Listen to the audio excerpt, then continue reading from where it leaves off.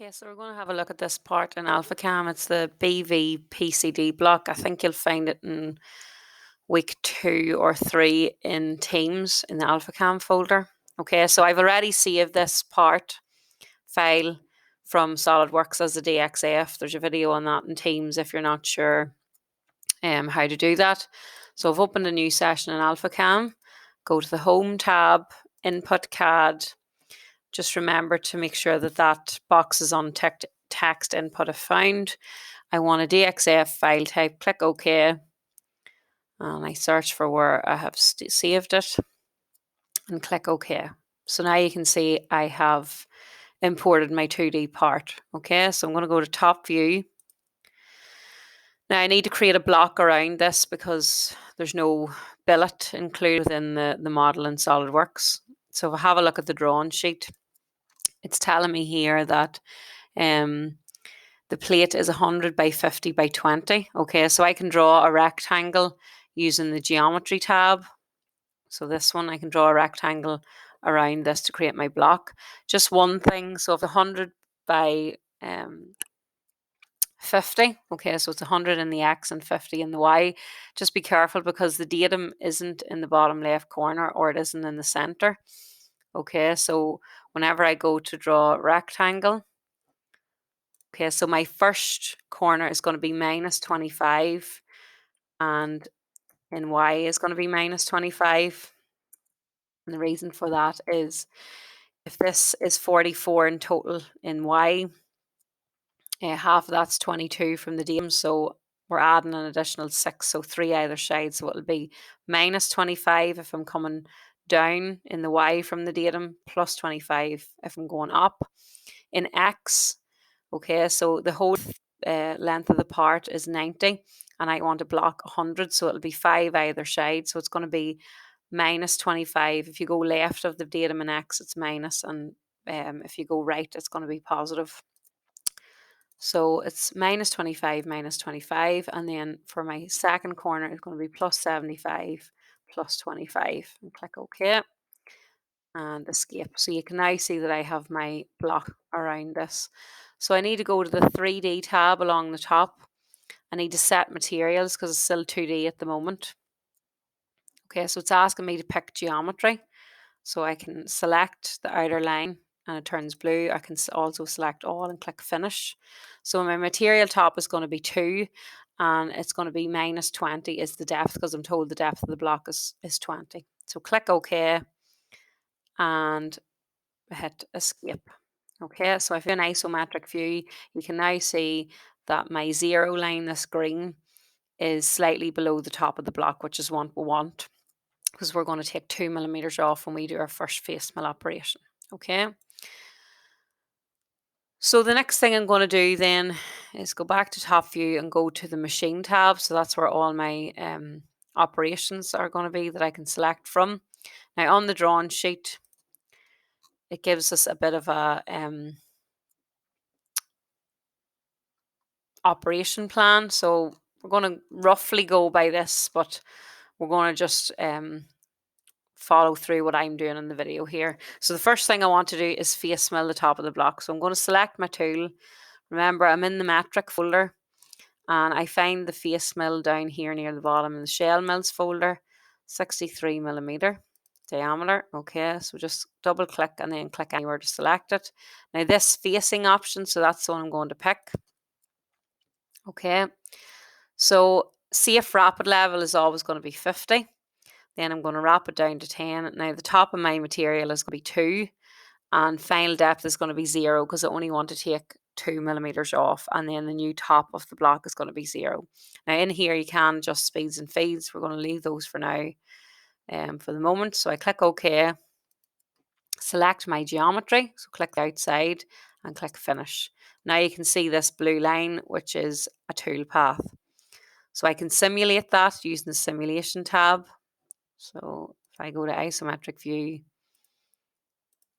and solid shade. Okay, so just remember always to press the solid shade button and stop so you can see the tool path again.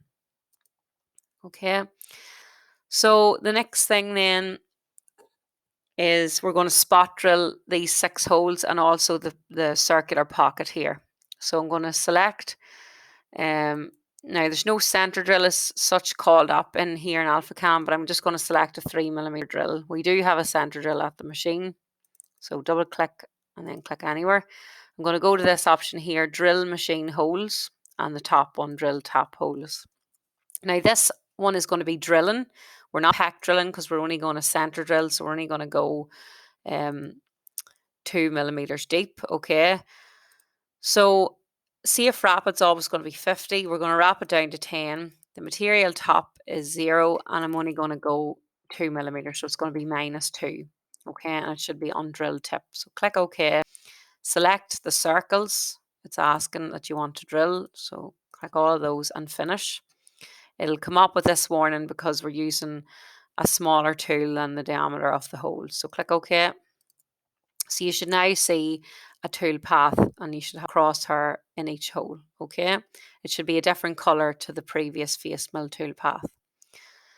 So I can simulate that just to be sure. So good practice just to simulate after you do each operation. Okay. Okay. So the next thing then I want to do is I want to drill these holes full size. Okay, so they're a 5mm diameter hole and they're through all, so they're through the whole part. Okay, now the part depth is 10. I'm going to go through right through to the bottom just to show you how to do that. So I'll drill through 20mm because I just want to show you how to do that. There's just slightly different option you have to pick. So I'm going to select tool. I'm going to go to my drills and pick a 5mm drill this time. Okay. Then I'm going to pick drill or top holes. Now this time on the general tab, I want to select packing. The reason for that is because it's the full size and it's 20mm deep. I don't want to drill that all in one go because I will cause unnecessary tool wear. So I can do it in increments. So click packing. So safe rapid 50, rapid down to 10. Material top is going to be 0. My material bottom is going to be -20. The difference here is I need to pick drill shoulder. So hole depth is shoulder. So you can see there it's coming right through the other side. If I pick the tip, it's just going to go, the tip will go to the bottom of the hole, whereas here it's going to be here. So it's going to go right through. Now my pack distance, I'm going to select 5. So I'm going to do it in increments of 5 and I'm going to have a dwell time of 1 second at the bottom. So click OK. Select my circles again until they turn blue. So just those 6 holes and then click finish. Okay, and that tool path should again be a different color because we're using a different tool.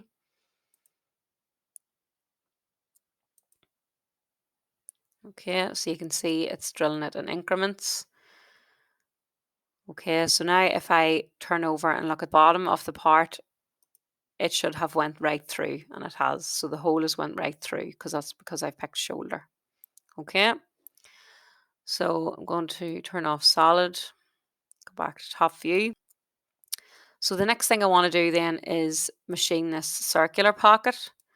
And then after that, I'll do the rectangular. So I'm going to select a 10mm end mill for this. So I'm going to go to flat 2 flute end cutting and select 10mm. Okay, now this one I'm going to use the drill machine holes option and pick the second one from the bottom, pocket holes. So safe rapid 50, rapid down to 10. The top is going to be 0 and the depth is going to be I'm going to pick -21 for this. Now again, this is going right through the part. Okay, I'm going to click OK, select that and finish. Now you can see I've got a yellow tool path there. So if I have a look at that,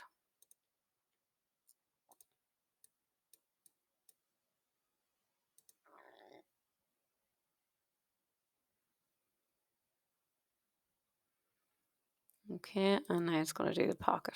Okay, so if I turn that round, you can see that it's also right through the part. Okay, so next thing I want to do is do this rectangular pocket. So I'm just going to stick with the same tool. This time though, I'm going to use this pocketing option. But before I do that, this is really important. I need to go into tool direction. And the reason for that is I need to select a boundary for width which it's going to machine within. So I'm going to pick tool direction. I'm going to pick clockwise and inside. So once I've picked inside, before I close this dialog box, I need to click the outline of the pocket. You can notice that a white arrow appears on the inside of the line. So click close, then pocketing. I'm going to change that to operation 5 because I'm using the same tool. It wants to keep them at the same operation. So this pocket depth is 5 mils. So final depth is going to be -5, and I'm going to do it number of cuts 2. Click OK, select the line and finish. Okay, so if we just take a quick look at that.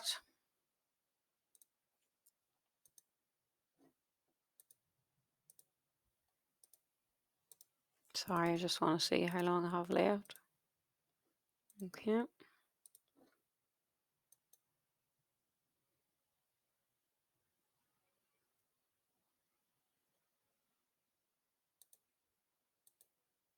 Okay, so you can see that it machined that in 2 goes. So the last thing then I want to do is machine the outer profile. So for this one, I'm going to change tools, and I'm going to pick a 16mm flat 2 flute end cutting. So it's a flat ended tool. Now tool direction is important here as well. So I'm going to pick tool direction clockwise. This time it needs to be outside, and it needs to be outside this line. So I'm going to select that, and you can notice that the white arrow is to the outside of the line. So click close, and then this option here, rough or finish. Okay. Now, whenever I come into this option, I need to make sure that machine compensation G41 and 42 is turned on. And the reason for that is because I don't want to be cutting to the center of the tool. I want to be cutting to the outside edge. Otherwise, the part's going to be too small. Levels and cuts. 50, safe rapid down to 10. And the final depth is -10. Okay, because I can see here, that's the depth of the part. Okay. Number of cuts, I'm going to do it 2. Now I need to go to machining data here. I'm going to change this number of cuts to 2. When I do that, initial stock allows me to input something there, so I'm going to put 15. I do this because if I don't sometimes, not all the time, but sometimes when it machines the outside edge, it'll leave a corner of the block here, for instance, which I don't want. So click OK. Then I select this outside profile and click finish. I now see that I have this purple tool path. So if I go to isometric view and have a look at that.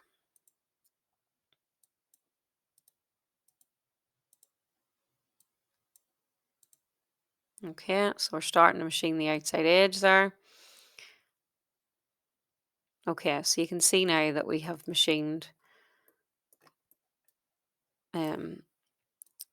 the outside edge. Now, if we were going by the operation plan that's on this drawn sheet, I could have done that in 2 goes. I could have left some stock and done it in 4 layers, and then the final cut would have been done in 1. Okay. You can see here, use arc for lead in, lead out. You can apply a lead in, lead out as well. But that's basically how to machine that part. Okay, so if you want to have a go at that yourselves.